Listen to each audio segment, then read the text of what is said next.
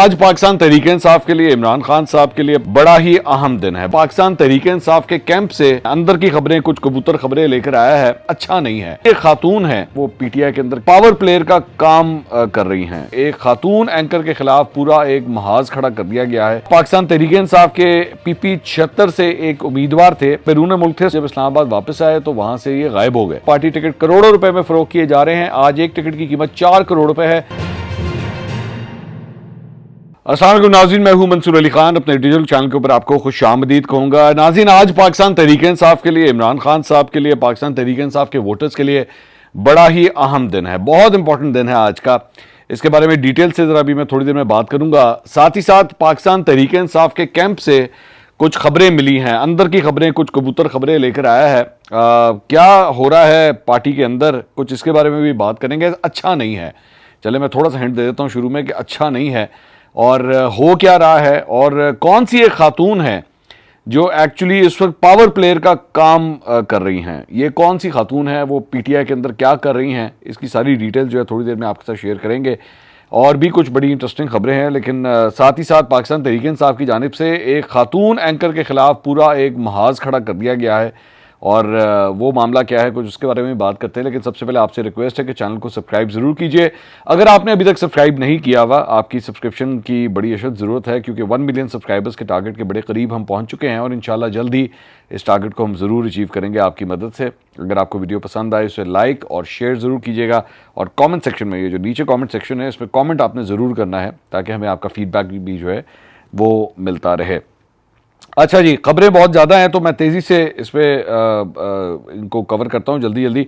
मईशत के हवाले से सबसे पहले खबर यह है कि पाकिस्तान ने मुत्तहिदा अरब अमारात से कहा है कि $2 अरब का कर्ज जो है वो रोल ओवर कर दिया जाए। ये कर्ज हम पहले ही ले चुके हैं, ये नहीं है कि पैसे नहीं है, पैसे हमारे पास पहले हैं, लेकिन उसे वापस करने का जो टाइम आ रहा है तो उसके ऊपर पाकिस्तान जो है वो ये कह रहा है कि इसको आप रोल ओवर कर दें। वजारत ख़जाना के ज़राए ने एक्सप्रेस को बताया है कि जी निगरान हुकूमत ने $2 अरब का कर्ज रोल ओवर करने के लिए मुत्तहिदा अरब अमारात के सदर को ख़त लिख दिया है और यूएई से मिलने वाले कर्ज की अदायगी 17 जनवरी को करनी है, जिसकी शरह 3% है। इसी तरह दूसरी रकम $1 अरब की है, जिसकी शरह 6.5% है। तो यूएई की जानिब से मजमूई तौर पर $3 अरब स्टेट बैंक में रखवाए गए थे और इसमें से $2 अरब जनवरी 2024 तक रखवाए गए थे। तो अब दरख्वास्त की जा रही है कि जनाब ये पैसे जो हैं इसको रोल ओवर कर दिया जाए ताकि पाकिस्तान को ये पेमेंट फ़िलहाल ना करनी पड़े, वरना माशी तौर पे जो है वो प्रॉब्लम आ सकती हैं। इसके अलावा पाकिस्तान तहरीक इंसाफ के पीपी 76 से एक उम्मीदवार थे, बैरिस्टर अब्दुल्ला मुमताज़ कालों। तो ये एयरपोर्ट के ऊपर लैंड किए थे, बैरून मुल्क थे, सऊदी अरब गए हुए थे। वहाँ से जब इस्लामाबाद वापस आए तो वहाँ से ये गायब हो गए। तो गायब हो गए तो उसके बाद इस्लामाबाद हाई कोर्ट ने जो है एयरपोर्ट की सीसीटीवी फुटेज देखकर बैरिस्टर अब्दुल्ला मुमताज़ कालू को आज तक ट्रेस करने का हुक्म दिया था। यानी तो चीफ जस्टिस आमिर फारूक ने रिमार्क्स दिए थे कि जी अगर किसी के खिलाफ मुकदमा है तो कानून के मुताबिक कार्रवाई करें, कानून का मजाक ना उड़ाएं। तो बाबर अवान साहब ने यहाँ पे मौजूद थे, उन्होंने कहा कि जी ट्रैक सूट पहने लोग उनके मौक्कल को इमिग्रेशन काउंटर से उठाकर ले गए। बाद में जनाब शाम को अब्दुल्ला कालू साहब का जो है वो एक वीडियो बयान सामने आ गया। उन्होंने कहा कि जी वो कह रहे हैं कि जी उनकी जबरी गुमशुदगी की खबरें गलत हैं। वो उन्होंने कहा जी मैं अपने दोस्त के पास ठहरा हुआ था, तबीयत की नासाजी की वजह से मैं अदालत में पेश नहीं हो सका। उन्होंने कहा मैं बड़ी सोच विचार के बाद इस नतीजे पर पहुंचा हूँ कि जो 9 मई को हुआ वो बहुत गलत हुआ, एक बड़ा सान्या हुआ और मेरी अपील है कि स्टेट से कि इस वाक़े की इन्वेस्टिगेशन करें और जो भी मुलव्विस है उसको सख्त से सख्त सज़ा दी जाए। इस 9 मई के साने की वजह से इस नतीजे पर पहुंचा हूं कि मैं पीपी 76 की टिकट और पीटीआई से लाताल्लुकी का इजहार करता हूं और 8 फरवरी को होने वाले इलेक्शन से भी दस्तबरदार होता हूं। मैं अपनी पाकिस्तानी फ़ौज के साथ हूं, अपनी पाकिस्तानी रियासत के साथ हूं। पाकिस्तान फ़ौज जिंदाबाद, पाकिस्तान जिंदाबाद। तो अब पहले वो गायब हुए और उसके बाद अब उनका ये बयान सामने आ गया है। तो वो जो एक सेट पैटर्न जो पीछे से चलता आ रहा है, उसी पैटर्न के तहत जो है वो कानू साहब ने भी जो है 9 मई की भी मजम्मत कर दी और उन्होंने साथ ही साथ दस्तबरदार, सियासत से दस्तबरदार होने का भी ऐलान कर दिया। इसके अलावा जनाब इमरान खान और बुशरा बीबी के खिलाफ तोशाखाना रेफरेंस की चार्जशीट जो है वो सामने आ गई है कि तोशाखाना में इनके ऊपर जो है वो इल्ज़ामात क्या क्या लगे हैं। तो चार्जशीट के मुताबिक वजारत उज़्मा के दौरान इमरान खान और बुशरा बीबी को मुख्तलिफ सरबराहान ममलकत की तरफ से 108 तहाइफ मिले। मुलजमान ने 108 तहाइफ में से 58 कीमती तहाइफ खुद रख लिए। 108 तहाइफ में से बुशरा बीबी ने 14 करोड़ रुपए मालियत के 58 तहाइफ अपने पास रखे। इमरान खान ने सऊदी वली अहद से मौसूल होने वाला जूलरी सेट इंतहाई कम कीमत के एवज रखा। तोशा खाना कवानीन के मुताबिक तमाम तहाइफ तोशा खाना में रिपोर्ट करना लाजमी था। तहकीकात में मालूम हुआ कि बुशरा बीबी को सऊदी वली अहद से जूलरी सेट तोहफे में मिला। जूलरी सेट मिलिट्री सेक्रेटरी के जरिए तोशा खाना में रिपोर्ट तो हुआ लेकिन जमा नहीं करवाया गया। बुशरा बीबी और इमरान खान ने तोशा खाना कवानीन की खिलाफ वर्जी की और इख्तियारात का नाजायज़ इस्तेमाल करते हुए तहाइफ की मनपसंद कीमत लगवाई। ये चार्जशीट है जो बेसिकली फर्द जुर्म इनके ऊपर आयद हुई है। और इमरान खान और बुशरा बीबी ने जूलरी सेट की 90 लाख रुपए अदायगी की। तहकीकात के मुताबिक कीमत प्राइवेट फर्द से लगवाई गई जो असल कीमत से इंतहाई कम है। जूलरी सेट की कीमत लगाने के लिए दुबई के माहिर से भी रब्ता किया गया। इमरान खान और बुशरा बीबी ने कौमी खजाने को 1573 मिलियन रुपए का नुकसान पहुँचाया है। इस चार्जशीट में नायब ने कहा है कि जी तमाम मतलूबा शवाहिद, दस्तावेजी सबूत और इंक्वायरी रिपोर्ट की रोशनी में मुल्ज़मान के खिलाफ ट्रायल शुरू किया जाए। तो ये इल्ज़ामात हैं जो दोनों मियाँ बीवी के ऊपर जो है वो लगाए गए हैं। इसके साथ साथ नायब गवाहान की फ़हरिस्त भी जो है वो सामने आ गई है तोशाखाना केस के अंदर। और इसमें 20 मुख्तलिफ गवाह जो हैं वो नायब पेश कर रहा है, जिसमें से एक वादा माफ़ गवाह भी शामिल है। तोहफे का प्राइवेट तौर पर तखमीना लगाने वाले सुहेब अब्बासी बतौर वादा माफ गवाह जो है वो पेश होंगे। साबिक वज़ीर आज़म के मिलिट्री सेक्रेटरी और डिप्टी मिलिट्री सेक्रेटरी भी गवाहान में शामिल हैं। Deputy consulate general Dubai Rahimullah Toshakhana के सेक्शन ऑफिसर भी गवाहान की फहरिस्त में शामिल हैं। प्राइम मिनिस्टर ऑफिस के assistant secretary protocol Zahid Sarfaraz भी नैब के गवाहों की लिस्ट के अंदर शामिल हैं। ये तमाम लोग जो हैं नैब के गवाह के तौर पर जो है वो सामने आ रहे हैं। इसके अलावा निगरां वफाकी वज़ीर इत्तलात तो नशियात मुर्तज़ा सुलंगी साहब ने आदिल शाहज़ेब साहब को जो है इंटरव्यू दिया है और इस इंटरव्यू में फरमाते हैं कि जी इमरान खान के द इकोनॉमिस्ट में हालिया मजमून से मुतल्लिक हुकूमत को एतराज़ मजमून पर नहीं है, इस जरीदे पर है जिसने गेस्ट आर्टिकल का दावा किया है। पीटीआई के रहनुमा खुद इस मजमून की जिम्मेदारी लेने को तैयार नहीं है क्योंकि इमरान खान को जेल में इंटरनेट की सहूलत मुयसर नहीं है। आम इंतखाबात 8 फरवरी को ही होंगे। इंतखाबात के बाद मुल्क सियासी इस्तेकाम और माशी तरक्की की तरफ जाएगा। निगरां हुकूमत पर किसी किस्म का कोई दबाव नहीं है। तो बेसिकली उनका ये कहना है कि जी वो जिम्मेदारी लेने को तैयार नहीं है, जबकि आज पाकिस्तान तहरीक इंसाफ ऑलरेडी इस सिलसिले में ट्वीट भी कर चुका था कि जी ये पूरी जिम्मेदारी इमरान खान साहब ले रहे हैं और उन्होंने आर्टिफिशियल इंटेलिजेंस या इस किस्म की कोई बात नहीं की हुई, वो पूरी तरह उसकी जिम्मेदारी ले रहे हैं। इसके अलावा गरीदा फारूकी साहिबा के हवाले से 2 क्लिप्स जो हैं वो काफ़ी वायरल हुए रहे। पाकिस्तान तहरीक इंसाफ की जानिब से, उनके ट्विटर अकाउंट की जानिब से जो है एक क्लिप जो है वो खुद ट्वीट किया गया और एक इनका डिजिटल मीडिया का वो लड़का है अजहर मशवानी, उसके अकाउंट से जो है वो ट्वीट किया गया। तो उसको जो है वो रीट्वीट पाकिस्तान तहरीक इंसाफ ने किया। दोनों के अंदर गरीदा फारूकी जो है वो बेसिकली एक प्रोग्राम कर रही हैं, आउटडोर जाके शूट कर रही हैं और उस प्रोग्राम एक क्लिप जो है वो किसी और ने बनाया हुआ है, किसी और बंदे ने जो वहाँ पे मौजूद है वहाँ से बनाया हुआ, और वो बंदा साथ साथ ना कमेंट्री कर रहा है। अच्छा, वो कमेंट्री करते करते बीच में एक गाली भी देता है, लेकिन वो गाली भी जो है उसी तरह ही जो है वो पोस्ट कर दी गई उस बंदे ने वो जो गाली दी। और वो बंदा कमेंट्री करते हुए ये बात कह रहा है कि जी ये लोग जो हैं यहाँ पे लाए गए हैं और ये मुस्लिम लीग नून के लोग हैं और इन्होंने कहा है आके सबको कि जी आप ये ना बताइएगा कि हम मुस्लिम लीग नून के लोग हैं। और ये देखें, ये बीबी जो है ना वो वीडियो शूट कर रही है और ये देखें, मैं आपको दिखाता हूँ बीबी कौन है, और वो बेसिकली गरीदा फारूकी हैं। अब इस तरह अगर मैं स्पेसिफिकली सिर्फ इस क्लिप की बात करूँ तो I am sorry, this is not enough कि सिर्फ एक बंदा जो है वो इस तरह फ़ोन उठाए और फ़ोन उठा के उस पर कोई भी कमेंट्री कर दे और ये अज्यूम कर लिया जाए कि हाँ जी यहाँ पे वाकई हैंकी पैंकी हो रही थी या गरीदा फारूकी जो है वो ट्विस्ट करके वीडियो बना रही थी। इस एक क्लिप से तो कोई वाजे नहीं होता। दूसरा क्लिप जो पाकिस्तान तहरीक इंसाफ ने भी जो है वो वाजे जो पोस्ट किया है, फ्रैंकली स्पीकिंग मैंने वो भी क्लिप देखा है, उसके अंदर भी जो है कोई क्लैरिटी नज़र नहीं आती कि ऐसी कोई मैनिपुलेशन हो रही हो। लेकिन हम जानते हैं कि पाकिस्तान तहरीक इंसाफ जो है वो एंकर्स को टारगेट करने के हवाले से माशाल्लाह काफ़ी माहिर है और गरीदा फारूकी जो है वैसे भी उनकी हिट लिस्ट के ऊपर है, तो उन्होंने गरीदा फारूकी को भी जो है इसी तरह ही रगड़ दिया। गरीदा फारूकी ने एक्चुअली इसके ऊपर ट्वीट किया, इसके जवाब में पाकिस्तान तहरीक इंसाफ ने जो वीडियो जो है वो पोस्ट की थी, उन्होंने लिखा, आप इससे पहले सैकड़ों अनगिनत बार ही मेरे खिलाफ ऐसी झूठी, लग़्व, बेबुनियाद और किरदार कुशी की मुहिमात चला चुके हैं और हर बार मुंह की खानी पड़ती है। अब भी करके देख लें, मैं तो सच बोलने, बताने और दिखाने से बाज ना आऊँगी। आपकी फैशिस्ट हुकूमत के हथकंडे बर्दाश्त किए तो अब क्या चीज़ हैं। वैसे जो मर्जी कर ले, इमरान खान जेल से बाहर नहीं आने वाले और वज़ीर आज़म भी नहीं बनने वाले। और उसके बाद उन्होंने कह के स्माइली फेसेस जो हैं वहाँ पे वो बनाए हुए हैं। इसके अलावा इमरान खान साहब ने जेल में सहाफ़ियों से कल गैर रस्मी गुफ्तगू की उन्होंने कहा कि जी तोशाखाना में कहा गया है कि मैंने अपने ऑफिस बॉय के जरिए अरबों रुपए की करप्शन की और अरबों का फ़ायदा हासिल किया। बतौर वज़ीर आज़म मैं किसी और का नहीं बल्कि अपने ऑफिस बॉय का इस्तेमाल करूँ, क्या ऐसा मुमकिन है? मेरे खिलाफ चपड़ासी समेत 2 अफराद को वादा माफ गवाह बनाया गया है। क्या यह माशरा अमर बिल मारूफ पर चल रहा है, जबकि ये एक इस्लामी माशरा है? माशरा अच्छाई बुराई पर होता है, अच्छाई ख़त्म तो माशरा ख़त्म हो जाता है। मैंने ताकतवर को कानून के ताबे करने की कोशिश की, जिसकी मुझे सज़ा दी जा रही है। सुप्रीम कोर्ट के नाअहली की मुद्दत से मुतल्लिक फैसले पर इमरान खान ने कहा कि यह अदालती फैसला है जिस पर कोई तबसरा नहीं कर सकता। क्या शेख रशीद के खिलाफ पीटीआई उम्मीदवार खड़ा करेगी? इस सवाल पर इमरान खान ने कहा कि मेरी सियासी टीम इस चीज़ का फैसला करेगी। इमरान खान ने यह भी बताया कि 5 माह में सिर्फ 2 मरतबा बेटों से बात कराई गई है।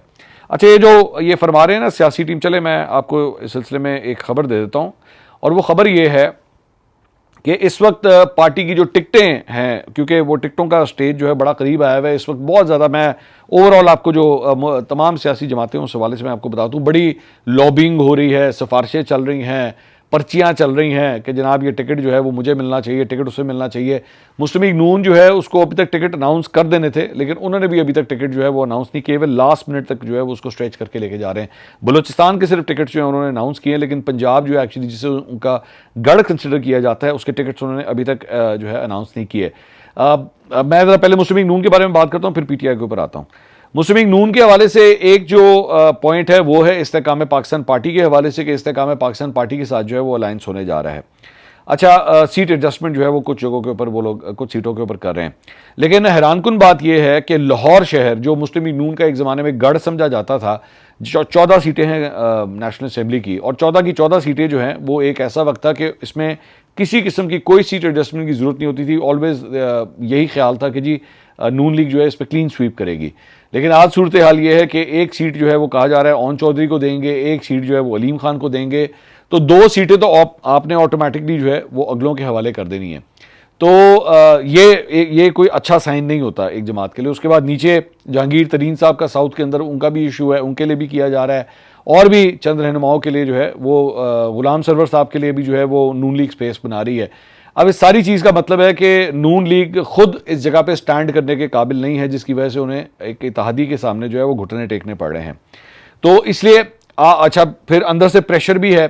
प्रेशर इस बात का भी है कि वो पाकिस्तान तहरीक इंसाफ के टर्न कोर्ट्स, वो जिन्होंने पाकिस्तान तहरीक इंसाफ को डंप किया था और उसके बाद नून लीग ने उनको ज़िमनी इलेक्शंस के अंदर टिकट दिए थे, उनके साथ ये भी वादे थे कि हाँ जी आने वाले इंतखाबात में, जब 2023 के अंदर, जो कि अब जो 2024 में इंतखाबात हो रहे हैं, कि जी इसके अंदर टिकट आपको दिया जाएगा, और अब वो अपना वादा जो है वफा करने की मुस्लिम लीग नून कोशिश कर रही है। लेकिन उसके अंदर हो क्या रहा है कि अपने जो कैंडिडेट्स थे नून लीग के, वो नाराज़ हो रहे हैं। अब ये ज़हन में रखिएगा कि ज़िमनी इंतखाब के अंदर भी, जब वो ज़िमनी इंतखाबात हुए थे, वो जो 20 मुख्तलिफ हल्कों में इंतखाबात हुए थे, और उसके अंदर भी जब मुस्लिम लीग नून ने इन लोगों को अकोमोडेट किया था तो उसका कोई अच्छा रिजल्ट नहीं आया था। 15 सीटें पाकिस्तान तहरीक इंसाफ जीतने में कामयाब हो गई थी 20 में से। इवन दो वो उसको भी वो कहते थे कि जी बड़ा अच्छा रिजल्ट है, नून लीग उसको भी जस्टिफाई करती थी कि बड़ा अच्छा रिजल्ट है। तो अभी भी अगर इसी फॉर्मूले के साथ वो जाने लगे हैं तो बड़ा ही रिस्की किस्म का ये एक डिसीजन होगा। अब आ जाए जरा पाकिस्तान तहरीक इंसाफ के हवाले से। पाकिस्तान तहरीक इंसाफ में भी सब अच्छा नहीं है, बहुत ज़्यादा धींगा मुश्ती चल रही है। हमारे कबूतर जो हैं वो हमें ये खबर दे रहे हैं कि आजकल अलीमा खान साहिबा जो हैं वो टिकट्स देने के हवाले से काफ़ी एक्टिव हुई हुई हैं, और वो किन लोगों को किस तरह टिकटें देनी है। एक जो टसल चल रही है वो तो इस बात की टसल भी चल रही है कि वकला जो हैं वो बड़ी तादाद में लाइन में खड़े हुए हैं टिकट्स लेने के हवाले से, लेकिन उसकी वजह से जो सियासी कारकुन है या जो सियासतदान है जो ट्रेडिशनली उन हल्कों के अंदर इलेक्शन लड़ता रहा है, वो ये समझता है कि जी हमारी हक तलफी हो रही है, हमने पाकिस्तान तहरीक इंसाफ के लिए कुर्बानियाँ दी हैं। ये जो वकील हैं इनको तो आए हुए अभी जुमा 8 दिन हुए हैं, 6 महीने साल हुआ है, तो ये किस तरह आके जो है वो बैठ के टिकट्स जो हैं वो क्लेम करना शुरू कर दें। तो इसलिए जो लोकल वहाँ का जो पॉलिटिशियन है हर उस हल्के का जहाँ पे वकला खड़े होने जा रहे हैं, उससे वो ज़्यादा कंफर्टेबल नहीं है, और ये इनको नेटवर्किंग के हवाले से भी मेरी नज़र में इनको प्रॉब्लम आएगी, क्योंकि जब लोकल जो मशीनरी होगी, जो लोकल वहाँ का एक नेटवर्क है पाकिस्तान तहरीक इंसाफ का, वो अगर उस पॉलिटिशियन के पीछे खड़ा हुआ है और वो वकील के साथ नहीं खड़ा होता, तो पाकिस्तान तहरीक इंसाफ को ये प्रॉब्लमेटिक सिचुएशन बन सकती है। नाराज़गियाँ भी चल रही हैं। मेरी इतलात के मुताबिक मुस्लिम लीग नून के 2-3 सीनियर रहनुमा हैं वो नाराज़ हुए हैं, क्योंकि उनका इमरान खान साहब तक एक्सेस नहीं हो पा रहा, और जिस तरह पहले उनका एक कम्युनिकेशन का एक्सेस होता था इमरान खान साहब से, वो कट ऑफ हो गया है। इसके बीच में एक बहुत बड़ा फिल्ट्रेशन प्लांट जो है वो वकला का बीच में आ गया, क्योंकि वकला जाके इमरान खान साहब से मिल सकते हैं, लेकिन ये जो सियासतदान है ये मिल नहीं पा रहे, और चूंकि ये नहीं मिल पा रहे तो इस वजह से इनको समझ नहीं आ रही कि खान साहब की जानिब से जो है वो किस तरह मैसेजिंग होगी, किस तरह कम्युनिकेशन होगी, तो वो भी बहुत ज़्यादा फ्रस्ट्रेट हो रहे हैं। ये ज़हन में रखिएगा कि जो बड़े बड़े सियासतदान होते हैं ना, जो प्रोमिनेंट सियासतदान होते हैं, वो अकेले नहीं होते, इनका पूरा पूरा एक धड़ा होता है, पूरा एक ग्रुप होता है जो इकट्ठे इलेक्शन लड़ता है, जिसमें MNAs भी शामिल होते हैं, MPs भी शामिल होते हैं। आगे फ्रंट के ऊपर एक आदमी होता है, पीछे लेट्स से 2, 3, 4, 5 MNAs होंगे, इसी तरह 7, 8, 10 MPs होंगे, इस तरह करके पूरा एक ग्रुप बनता है। तो अगर एक मेन जो पॉलिटिशियन है उसका जो बड़ा लीडर है, अगर उसका पार्टी के चेयरमैन के साथ जो है वो राब्ता नहीं हो पा रहा है, पार्टी के सरबराह से राब्ता नहीं हो पा रहा, तो उसके लिए बड़ा फ्रस्ट्रेटिंग सिचुएशन जो है बन जाती है। तो इस वक्त ये सिचुएशन पाकिस्तान तहरीक-ए-इंसाफ जो है वो इस वक्त फेस कर रही है कि टिकटों के हवाले से, और आप देखिएगा कि जैसे ही टिकटों की अनाउंसमेंट होगी तमाम जमातों की, तो इसमें नाराजगियां भी फिर सामने आएंगी। ये मैं आपको अभी से प्रेडिक्ट करके बता रहा हूं, आप देख लीजिएगा, ये मेरी बात लिख लीजिएगा कि अभी से जो है वो सामने। अब इसमें ज़्यादातर जमातें क्या कर रही हैं कि वो उनको ये लॉलीपॉप दे रही हैं कि जी अगर हम आपको टिकट नहीं दे पा रहे, उन पॉलिटिशियंस को जिनको मिलने चाहिए थे, अगर उनको हम टिकटें नहीं दे पा रहे, तो सेनेट के इलेक्शंस जो कि 2024 के अंदर होने हैं, उसमें आपको जो है अकोमोडेट कर दिया जाएगा, आपको सेनेट के टिकट जो है वो दे दिए जाएंगे। तो देखते हैं कि इनमें से कितने जो है वो अकोमोडेट हो पाएंगे और कितने नहीं हो पाएंगे। इसी सिलसिले में बल्कि ये रिपोर्ट भी हुआ कि तहरीक-ए-इंसाफ ने उम्मीदवारों की हतमी फहरिस्त जारी करने से पहले ही टिकटों की तकसीम पर तनाज़ा शुरू हो गया है, और खैबर पख्तूनख्वा से पुराने कारकुनों ने इस्लामाबाद में पार्टी के मरकजी दफ्तर पर एहतजाज किया। मुजाहिरीन ने दौरान एहतजाज पार्टी क़यादत पर टिकटों की तकसीम के मुकाबले पर बंदर बांट का इल्ज़ाम लगाते हुए कहा कि पैसा खूब चल रहा है, पार्टी के पुराने वफादारों को कोई पूछ नहीं रहा, पार्टी टिकट करोड़ों रुपए में फरोख्त किए जा रहे हैं, आज एक टिकट की कीमत 4 करोड़ रुपए है, मेरिट और इंसाफ की कोई बात नहीं है। शेर अफजल मरवत के साथी सऊद शाह रोगानी का कहना है कि बैरिस्टर गौहर ब्लैकमेल होना बंद करें। शेर अफजल मरवत ने जिन उम्मीदवारों के इंटरव्यू किए हैं उन्हें टिकट जारी किए जाने चाहिए, लेकिन बैरिस्टर गौहर और साथी अपने मफादात देख रहे हैं। इस्लामाबाद पार्टी सेक्रेटेरिएट के बाहर अरकान की जानिब से रात के वक्त एक और प्रेस कॉन्फ्रेंस में टिकटों के लिए फाइनल नामों की फहरिस्त भी जारी की गई, जिसमें बैरिस्टर गौहर, उमर अयूब खान और शेर अफजल मरवत के नाम भी शामिल हैं। तहरीक-ए-इंसाफ इस्लामाबाद सेक्रेटेरिएट के बाहर PTI के नौजवान टिकटों के हसूल के लिए मौजूद हैं, जबकि पार्टी ने अभी तक टिकट हासिल करने वाले उम्मीदवारों की कोई फहरिस्त जारी नहीं की है। अब शेर अफजल मरवत ने मीडिया से गुफ्तगू की, उन्होंने कहा कि पंजाब में जिस तरह वकला को टिकट मिले हैं, खैबर पख्तूनख्वा में इस तरह नहीं हुआ। खैबर पख्तूनख्वा में टिकट के मामले पर वकला और यूथ को नज़रअंदाज किया गया है। मैंने आपसे कहा था नाराजगियाँ आना शुरू हो जाएंगी। उन्होंने कहा आज इमरान खान से मिलने जा रहा हूँ और उन्हें खैबर पख्तूनख्वा के टिकटों के मामले से आगाह करूँगा। आतिफ खान के साथ कोई इख्तिलाफ नहीं, वो ऑडियो ग्रुप में शेयर नहीं करनी चाहिए थी, मैं किसी से माफ़ी नहीं मांगता, अलबत्ता आतिफ खान को कॉल करके उनसे माजरत की है। मुझे सूबाई तंजीम से नहीं मरकज़ी तंजीम से मसला है, मरकज़ी तंजीम शायद मेरी ज़बान और पजीराई की वजह से पसंद नहीं करते, मैं अरबाब शेर अली को पसंद नहीं, वो मुसलसल मेरी मुखालफत कर रहा है, मैं पार्टी में हाँ मिलाने वाला बंदा नहीं, काम करने वाला बंदा हूँ। शेर अफजल मरवत साहब जो है सुनने में आ रहा है कि काफ़ी ज़्यादा नाराज़ हैं, क्योंकि उनको काफ़ी हद तक जो है वो साइडलाइन कर दिया गया, और उनको जिसे कहते हैं ना he has been taken to task, वो टिपिकल लैंग्वेज जो है, तो he has been taken to the task, और उनको काफ़ी जो है वो हमें अजीब लगता है लफ्ज़, लेकिन शटअप कॉल जो है वो उनको दी गई है। गौहर खान साहब ने मीडिया से गुफ्तगू की, बल्ले के निशान। अच्छा, अब मैं ये कह रहा था कि आज का दिन जो है बड़ा इंपॉर्टेंट है, दो मुख्तलिफ डेवलपमेंट्स हैं। एक तो पेशावर के अंदर जो ऑलरेडी बल्ले के हवाले से केस चल रहा है, उसमें कल जो है वो उसकी समाअत कंप्लीट हुई थी, तो आज उसकी समाअत जो है वो दोबारा 9 बजे रखी गई है। दूसरा सबसे इंपॉर्टेंट बात यह है कि सुप्रीम कोर्ट ऑफ पाकिस्तान के अंदर जो है इस केस की समाअत जो है वो आज होने जा रही है, और ये पहली समाअत होगी जो इसमें सामने आएगी। तो क्या सुप्रीम कोर्ट से पाकिस्तान तहरीक-ए-इंसाफ को कोई रिलीफ मिलेगा या नहीं मिलेगा? अगर ना मिला तो ऑलरेडी जो है मेरी इत्तलात के मुताबिक पाकिस्तान तहरीक-ए-इंसाफ ने स्ट्रैटेजी तैयार की हुई है कि फिर चीफ जस्टिस के ऊपर जो है ना वो गोलाबारी शुरू कर दी जाएगी, लफ्जी गोलाबारी जो है, social media trolling and all that, वो जो टिपिकल पाकिस्तान तहरीक-ए-इंसाफ का काम है वो स्टार्ट हो जाएगा। अगर रिलीफ मिल गया तो बल्ले बल्ले, बल्ले के लिए बल्ले बल्ले, तो अगर ना मिला तो फिर बल्ला जो है वो हाथों में आ जाएगा। मतलब ये वाली सूरत हाल जो है वो तैयार की हुई है। अच्छा जी, इसके अलावा इलेक्शन कमीशन ने 8 फरवरी को शेड्यूल आम इंतखाबात के लिए उम्मीदवारों के इंतखाबी निशान जो है वो ROs को भिजवा दिए हैं, और रिटर्निंग अफसर जो है इलेक्शन कमीशन की तरफ से दिए जाने वाले इंतखाबी निशान 13 जनवरी को अलॉट कर देंगे। मुस्लिम लीग नून को शेर, पाकिस्तान पीपल्स पार्टी पार्लियामेंटेरियंस को तीर, पाकिस्तान पीपल्स पार्टी को तलवार, पाकिस्तान तहरीक-ए-इंसाफ नजरियाती को बल्लेबाज, पाकिस्तान मुस्लिम लीग जिना को साइकिल का निशान। इलेक्शन कमीशन ने पाकिस्तान तहरीक-ए-इंसाफ पार्लियामेंटेरियंस को पगड़ी, परवेज़ खटक की जो पार्टी है, इस्तेकाम पाकिस्तान पार्टी को उकाब, मुत्तहिदा कौमी मूवमेंट को पतंग, जमीयत उलमा इस्लाम पाकिस्तान को किताब, बलूचिस्तान नेशनल पार्टी को कुल्हाड़ी, जमात इस्लामी पाकिस्तान को तराजू, तहरीक-ए-लब्बैक पाकिस्तान को क्रेन, पाकिस्तान अवामी पार्टी को इंसानी आंख, जमशेद दस्ती की सियासी जमात पाकिस्तान अवामी राज को इंतखाबी निशान झाड़ू अलॉट किया गया है। इस लिस्ट के अंदर जो है वो तहरीक इंसाफ फिलहाल शामिल नहीं है, जिस तरह मैंने आपको कहा कि ऑलरेडी इसका केस जो है वो चल रहा है। तो देखते हैं कि इस सिलसिले में क्या होता है। इसके अलावा एक और ख़बर के मुताबिक जनाब शेर अफजल मरवत साहब को के जो पेपर्स हैं वो भी एक्सेप्ट हो गए हैं। NA-32 पेशावर से, ये एक ज़माने में NA-1 होता था, तो उसी में NA-32 के अंदर जो उनके कागजात भी मंजूर कर लिए गए हैं। उस्मान डार साहब की जो वालदा हैं रेहाना डार साहिबा, उनके कागजात भी जो हैं अब एक्सेप्ट हो गए हैं।